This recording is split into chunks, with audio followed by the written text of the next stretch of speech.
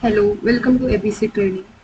चलो फिर आगे बढ़ते हैं हमारे सेशन 7 की तरफ, जिसमें हम देखेंगे ट्रांसफॉर्मेशन एलिमेंट इन कटिया V5। चलो स्टार्ट करते हैं आज का सेशन।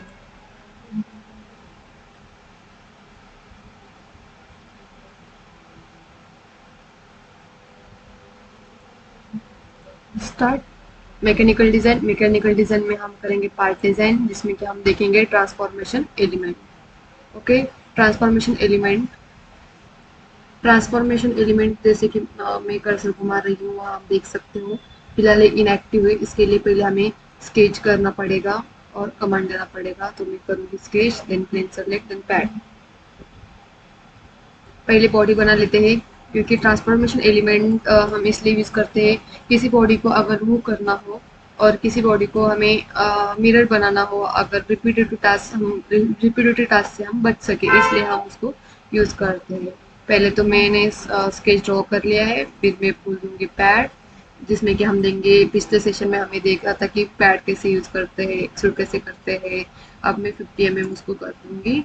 चाहे तो हम इसे थिक भी कर सकते हैं, लेकिन मुझे थिक नहीं करना, इसलिए मैं कैंसिल कर देती हूँ। फिर से मैं इसको पैड बोलती हूँ, देन 50 mm उसको ले लेती हूँ। अगर आपको मिरर एक्सटेंड करना है तो अगर मिरर एक्सटेंड भी कर सकते हैं, लेकिन मुझे सिर्फ वन साइड डायरेक्शन चाहिए, इसलिए मैं उसको ओके करती हूँ।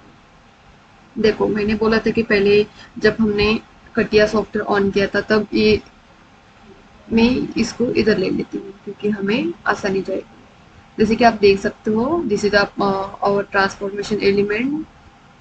देखो, जैसे कि मैं कर्सर ले जा रही हूँ, जहाँ कर्सर ले जा रही हूँ वहाँ पे आप देख सकते हो, पहला जो ट्रांसलेशन है और सेकंड जो मिरर है। और ट्रांसलेशन में हम आप देख सकते हो यहाँ पे रोटेशन भी है और सिमेट्री। चलो देखते हैं वन बाय वन। पहले तो हम देखेंगे ट्रांसलेशन। ओके, चलो देखते हैं पहले ट्रांसलेशन। इससे पहले मैं आपको बताना चाहूंगी कि ट्रांसलेशन हम किसी बॉडी को मूव करना चाहते हैं और हमें फिर से और रिपीटेटिव टास्क नहीं करना है, तो इसलिए सिलेक्शन करते हैं। तो मैं सेलेक्ट कर देती हूँ ट्रांसलेशन। ओके, मैं सेलेक्ट कर लेती हूँ, इस साइड को डिस्टेंस दे देती हूँ। ये देखो 50 mm।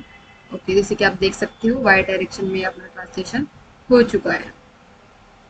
चलो फिर इसी को हम लेते हैं, फिर देखते हैं इसमें हम रोटेशन।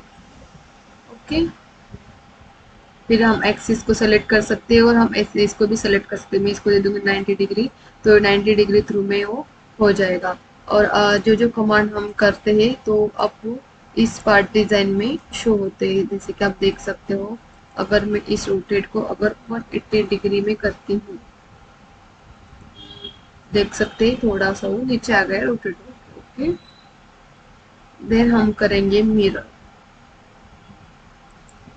चलो बढ़ते हैं आगे कमांड की तरफ, जो कि हम इसमें करेंगे मिरर।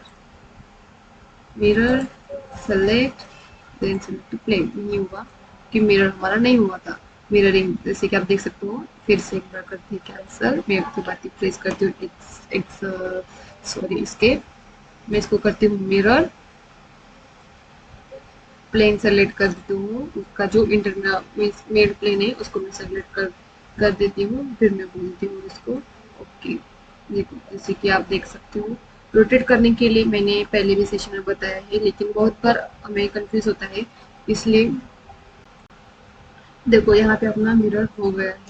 हम ट्रांसफॉर्मेशन एलिमेंट इसलिए यूज करते हैं, क्योंकि अगर हमें किसी बॉडी को मूव करना है, फिर से हमें पार्ट में जाके स्केच बना के फिर उसको पैड बोल के रिपीटेटिव टास्क हो जाता है, इसलिए हम ये ट्रांसफॉर्मेशन एलिमेंट यूज करते हैं। और रोटेशन, रोटेशन इसलिए कि तो हाँ, जैसे कि मैं बोल रही थी कि यहाँ पे रोटेशन हम रोटेट कर सकते हैं, एंगल से रोटेट कर सकते हैं, लाइन से रोटेट कर सकते हैं। फिर से हमें रिपीटेड टास्क करने की ज़रूरत नहीं होती है इसमें। और मिरर, मिरर तो आपको पता ही है, सिमेट्री कि हाँ, सिमेट्री तो हम मिरर यूज करने के लिए होते हैं। अगर इस साइड को हमें चाहिए तो हम इस साइड पे भी कर सकते हैं, और अगर हमें सेम डिस्टेंस पर कर सकते हैं। मेन बात तो ये अच्छी बात है कि मिरर का कैसे होता है कि हम सेम डिस्टेंस पर कर सकते हैं। ऐसा नहीं कि यहाँ का 50 है, यहाँ का डिस्टेंस 30 है, 35 है, ऐसा कुछ नहीं होता है।